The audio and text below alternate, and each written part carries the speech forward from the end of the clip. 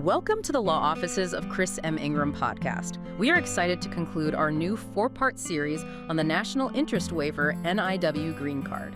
This is an excellent opportunity for professionals with advanced degrees to self-sponsor their green cards. So let's dive into final part of this 4-part series. Before we get started, we would like to acknowledge attorney Chris Ingram and his dedicated legal team. They did a great job researching and preparing this material for us, and they would love to work with you. Disclaimer. Please note that this podcast should not be regarded as providing legal advice specific to your situation. If you'd like to book a free consultation, please visit www.breakthroughusa.com. We are thrilled to be able to present this topic for you today.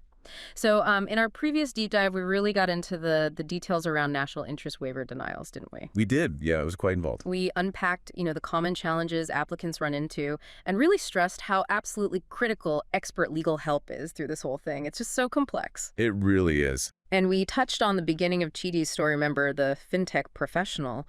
His initial attempt, well, it unfortunately showed some pretty big pitfalls in the petition. Mm-hmm. Yeah, that was a really telling example. That was quite sobering, but also, really illuminating. It showed just how fine the margins are when you're going for something like an NIW. Absolutely. We saw how even with a really strong background professionally, the way you present the case, the tiny details, the whole strategy behind framing your contributions that can make or break it. That's it, exactly. A mistake, especially early on, can just cast this long shadow over everything, making every step after that feel like an uphill climb. Indeed, that's precisely the point. And what's really fascinating, I think, is how Chidi's initial experience and what our team learned from it serves as such a crucial reference point. Yeah. It helps us understand the real intricacies of the NIW. Right. It truly underscores that even for people with huge potential, amazing achievements, the journey is just, well, it's full of challenges if you don't navigate it with absolute precision and foresight. The amount of paperwork, the nuanced legal arguments you have to build, and crucially, how USCIS, that's U.S. Citizenship and Immigration Services, actually interprets national interest. That specific interpretation. Yeah, exactly. These are all areas where even a tiny slip-up or just fundamentally misunderstanding the criteria can lead to a bad outcome. So it really raises this important question for today. Given these really tough standards, what does success actually look like?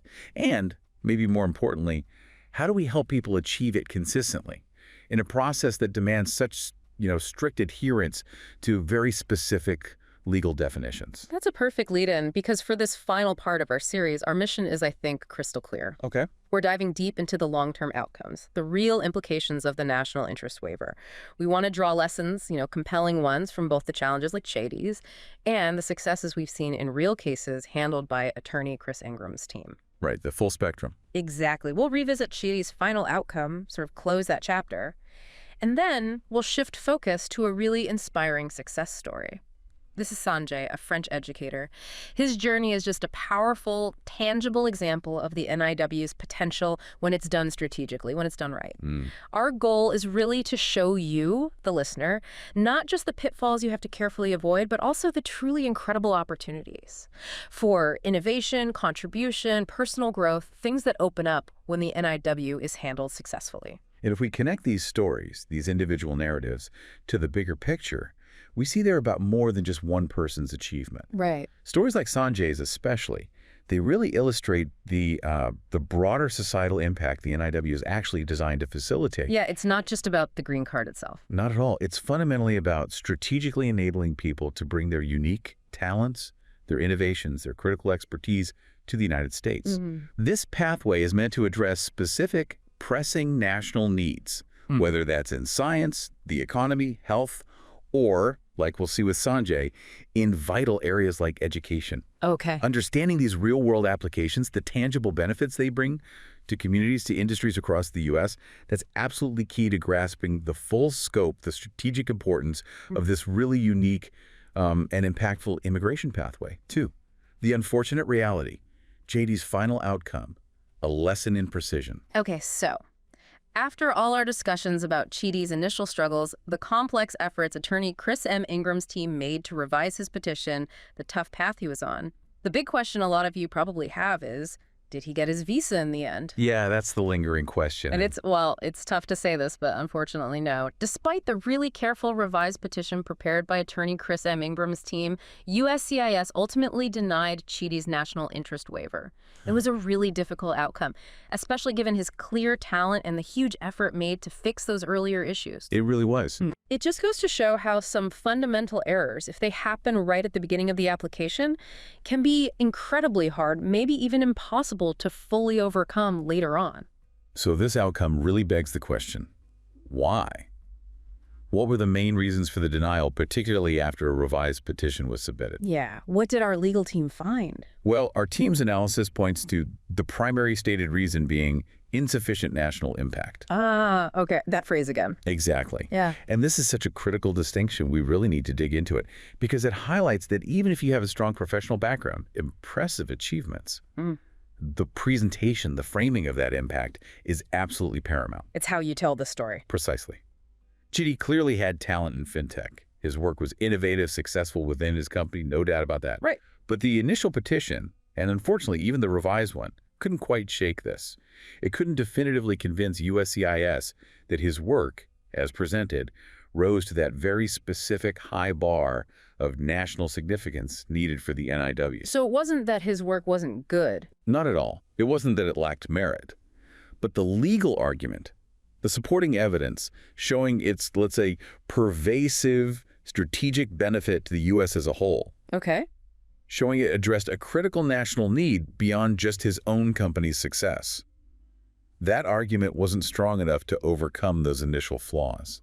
It's really crucial for you, our listeners, to understand the layers here. The denial was fundamentally tied back to those deep errors made by his first attorney. The foundation was shaky. These weren't just small oversights. They were significant strategic mistakes that undermined his case right from the start. Maybe the original petition didn't properly explain how his fintech work helped broader economic stability or boosted national security against fraud, or maybe led to job creation in other areas. Right, it might have focused too much inwardly. Exactly. It might have accidentally focused too much on his company's success or his personal wins instead of framing them in the context of a clear national need. Which made everything afterward much harder. Incredibly steep uphill battle. So even when our attorneys worked so hard to fix things, that initial mischaracterization of his contribution made it extremely challenging to reshape the narrative in a way USCIS would accept. And what's really fascinating and quite sobering is the ripple effect of those early mistakes. Yeah. It wasn't just about the initial petition document itself. Think about the interview process. Right. If one happened, it would have become incredibly difficult because the whole premise of his case was already, well, compromised. Right, you're building on a weak foundation. Exactly. Imagine trying to make a strong argument based on a shaky or misdirected starting point. Every question from USCIS, every piece of evidence submitted after that flawed first attempt would be looked at through this lens of doubt, of skepticism. This experience just hammers home the absolute importance of meticulous preparation right from day one. It's something our attorneys focus on intensely for every single client. That initial strategy is key. Absolutely. Our legal team knows that every sentence, every bit of evidence, every recommendation letter, every data point it all has to meticulously build towards this overarching, consistent, compelling story of clear national interest. Any deviation from that strategic perfection can, unfortunately, have these long-lasting, often irreversible consequences. So after the denial, what happened with Chidi? Well, Chidi, showing incredible resilience and drive, actually decided to relocate to London. He's continuing his impactful fintech work there. Good for him. Still contributing. Absolutely. It's a real testament to his talent and spirit that he found another way to keep working at such a high level. But his reflection on the whole U.S. experience is really poignant, and it's a powerful warning for anyone thinking about this path. He said, "I trusted the wrong advisor." Wow, that says a lot. It really hits home, doesn't it?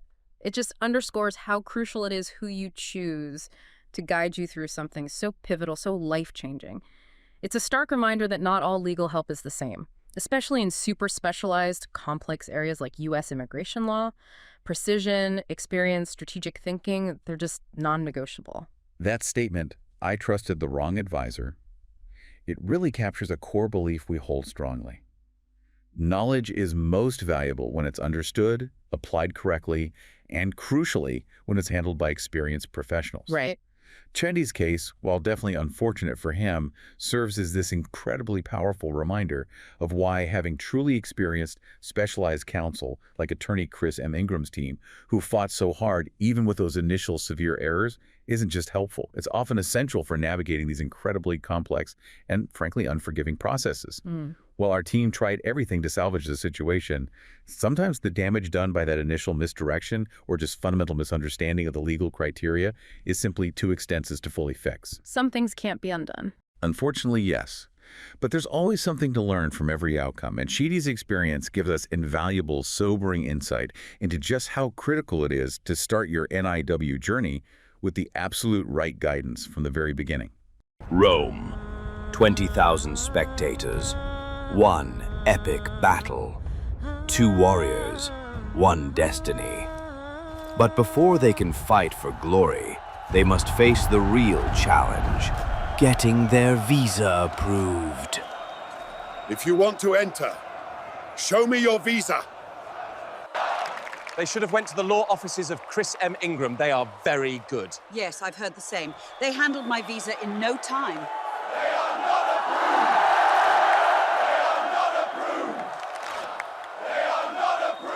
Off to the Lions pit. Come with me, boys. It's dinner time. Because even legends need the offices of Chris M. Ingram. Are you looking for a visa? Why don't you get your free consultation on the Breakthrough website? We're with you every step of the way.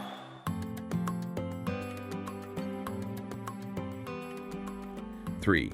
The promise of the NIW, enabling innovation and permanent residency. Okay, so while Chidi's story gives us a really crucial, if difficult, lesson, it's vital now that we pivot, let's talk about the huge potential the national interest waiver offers when it is navigated successfully. Yes, let's focus on the positive potential. Because ultimately, for innovators, for professionals like you listening, the promise of permanent residency through the NIW is, well, it's truly a game changer. Absolutely. This status, the green card, it lets individuals continue out their amazing work without that constant draining worry about temporary visa limits. Right, the uncertainty disappears. Think about it, no more dealing with the complexities of H-1B lotteries. You know, that super competitive visa lottery for specialized workers. Yep, a huge source of stress for many. No more depending solely on an employer for sponsorship. No more background anxiety about maintaining a temporary status that often feels precarious. It's a direct, self-sponsored path, long-term stability, security.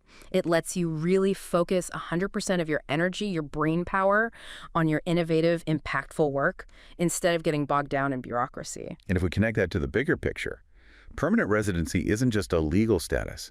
It's really a foundation upon which sustained innovation and long-term commitment can actually flourish. Okay, a foundation. I like that. It profoundly frees people up to fully commit, without reservations, without interruptions, to their innovative work, knowing they have a secure, stable future in the U.S. Yeah, that security must make a huge difference. Absolutely vital, especially for long-term research projects that might span years, or for building and scaling startups that need sustained time and money, or for making those really significant multi-generational contributions to American society. Imagine the difference planning a 5 or 10-year research project, knowing you won't have to stop for visa renewals, or pouring yourself into a groundbreaking startup without that fear of having to leave because your visa expired. Yeah, that's freedom. That stability is precisely what allows truly impactful work to gain momentum, to reach its potential, and ultimately to benefit the entire nation.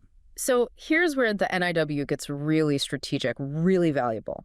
One of its biggest advantages, similar to the EB-1A visa for extraordinary ability folks, is its unique power to bypass the often long, difficult, and super complex labor certification process. Yes, PERM. That's a big one. This specific feature significantly speeds up the path to permanent residency for qualified people. It cuts down drastically on the bureaucratic hurdles that plague so many other employment-based green card routes. What this means practically is that you, the applicant, don't need an employer to go through that whole painful, time-consuming process of proving that no qualified U.S. worker is available for your specific job. Which can be almost impossible for highly specialized roles.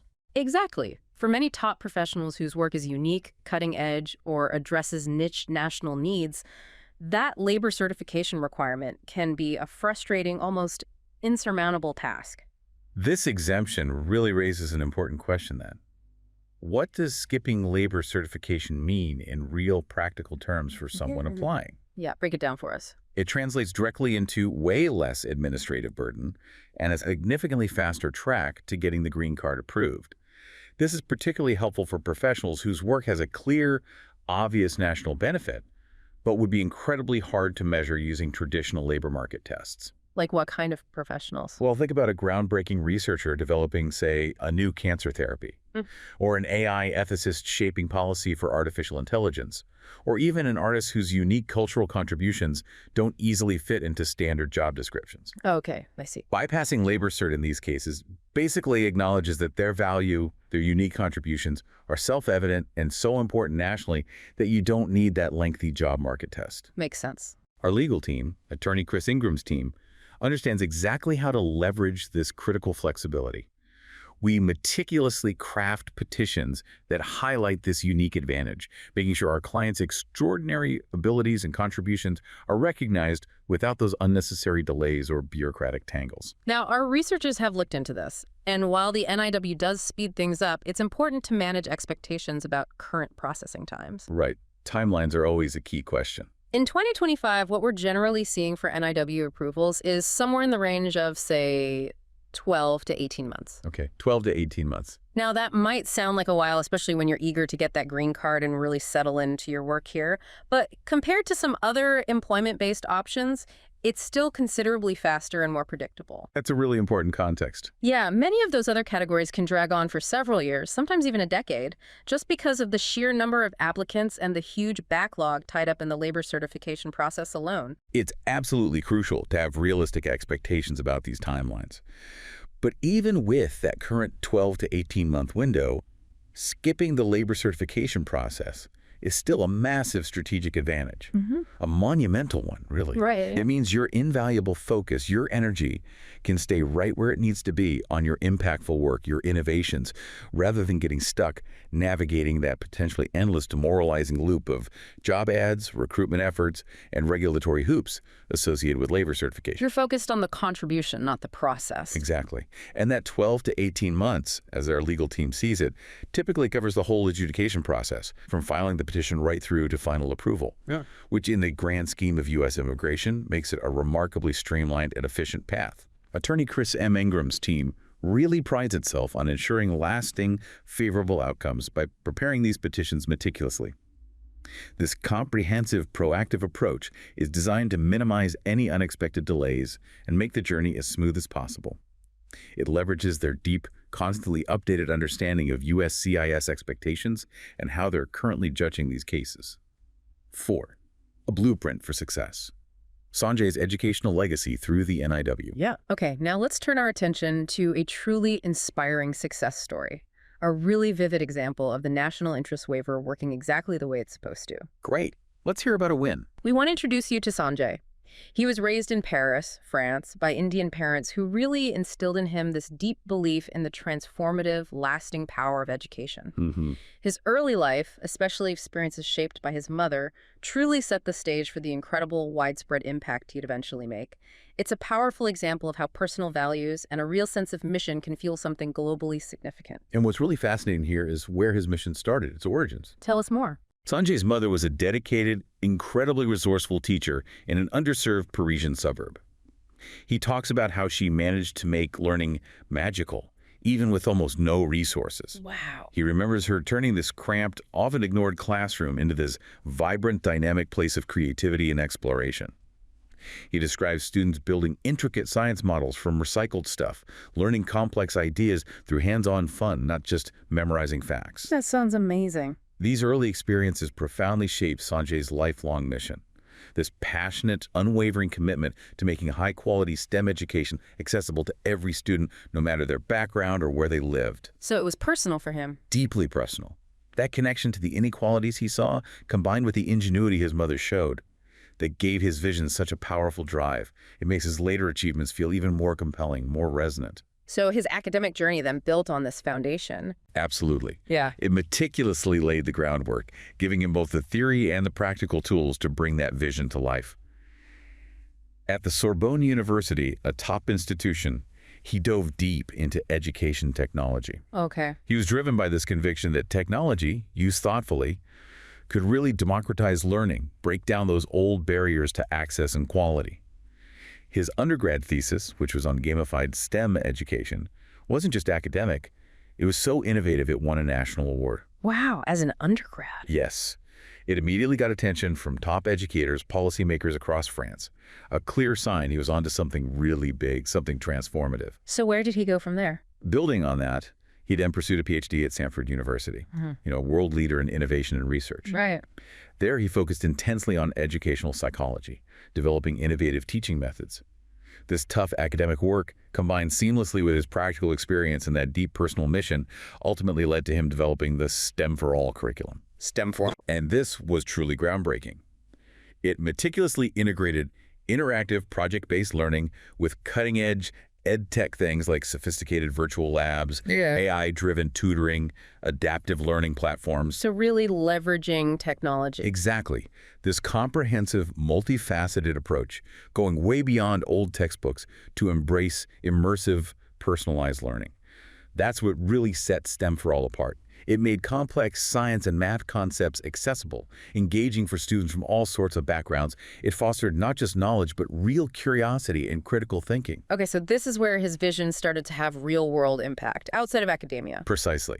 In 2019, he successfully piloted STEM for All in 20 underprivileged schools across different parts of France. 20 schools, okay. And the results from this initial rollout were, well, nothing short of remarkable. They exceeded even the most optimistic hopes. Really? What kind of results? This wasn't just a small test.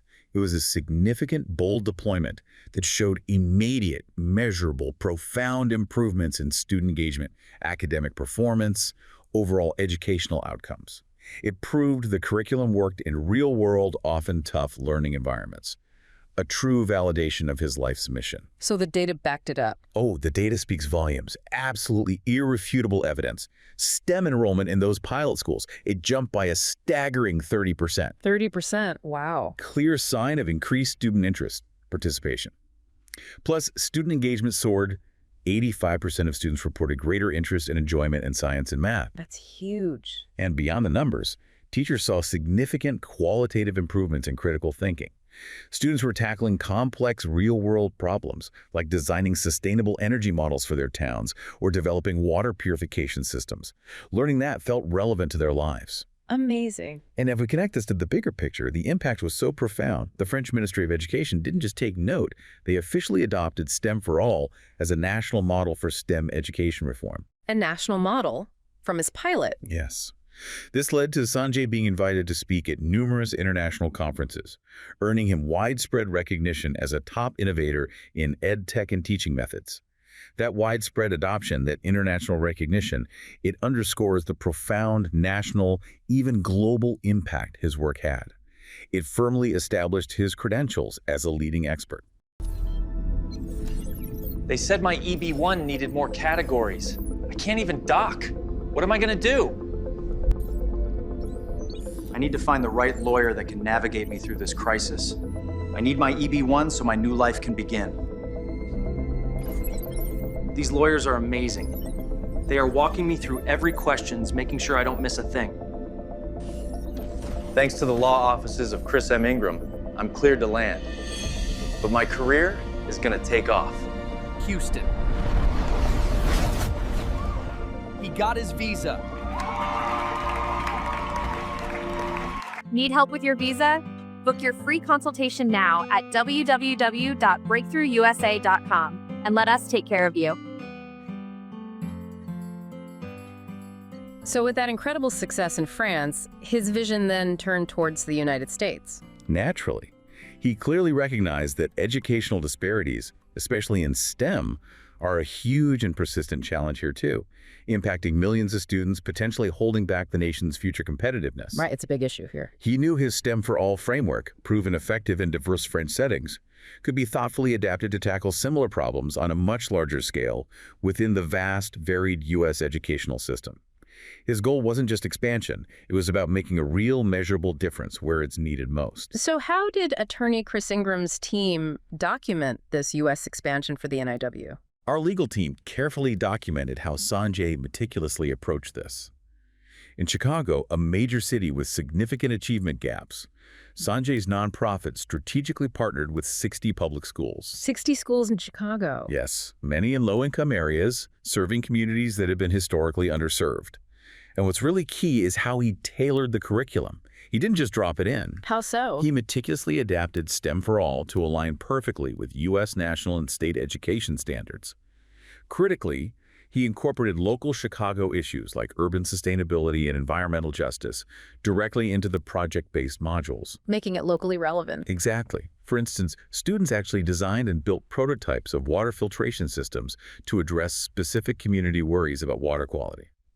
That made the learning incredibly relevant, immediate, impactful. And the results in Chicago? Exceptional results. Significant 15% increase in math and science test scores among participating students, and STEM club participation doubled.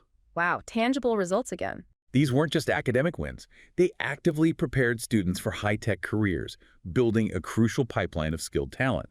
That directly boosts the nation's economic competitiveness by nurturing a future workforce ready for 21st century jobs. Okay, so connecting all this back to his national interest waiver application, how did it align? Perfectly. Sanjay's work, The Proven Impact of STEM for All, aligns exactly with the most pressing U.S. educational priorities, especially those laid out in the Department of Education's 2024 STEM initiatives. Which specifically aim to do what? They explicitly aim to close achievement gaps, boost STEM education access for all students, and foster innovation within the national education system. So his program hit those points directly? Directly. It wasn't just a good idea, it addressed specific stated critical national goals identified by federal agencies. The direct alignment is just fundamental for a successful NIW petition. So by equipping underserved students with these critical skills... Right. Skills essential for the 21st century workforce. STEM for All directly supports national goals of equity, innovation, economic prosperity. This makes his work undeniably, demonstrably nationally significant. That's the core NIW criterion. It's not just about what he did in isolation, but how it fits into and directly advances the larger strategic objectives, the public policy goals of the United States. And he applied for the NIW specifically to expand this work? Yes, strategically applied specifically to expand his nonprofit's reach and impact. He leveraged the visa's flexibility, a key benefit, to maximize his impact without being tied to one employer. He really embodied the spirit of the NIW, attracting individuals whose work is so beneficial to the U.S. that a specific job offer isn't needed. Our attorneys meticulously connected every facet of his work to these national priorities. And with the expert guidance, the strategic thinking of attorney Chris M. Ingram's team, Sanjay's petition wasn't just drafted, it was meticulously crafted, an airtight, compelling case. Exactly. It wasn't just filling out forms. It was a sophisticated, strategic weaving together of his life's work, his vision, and it's clearly demonstrated national impact, all presented within that very specific legal framework USCIS demands. What kind of evidence did the team gather? Our legal team knew we needed incredibly compelling, diverse evidence. We included powerful, detailed testimonials from Chicago educators, school principals, people who saw the transformation firsthand in their students, their communities. Real voices from the ground. Absolutely. Yeah. We also compiled robust, quantifiable data on student outcomes, showing those measurable improvements in test scores, the increased STEM club numbers. Hard data. Yes. And importantly, we secured strong, impactful endorsements from influential U.S. policymakers, leaders in education who recognize the strategic value, the national importance of his curriculum for tackling those critical educational gaps. So hitting all the angles. Our attorneys meticulously ensured the petition didn't just meet, but demonstrably exceeded the matter of Donasar criteria. Donasar. Remind us of the three prongs. Sure.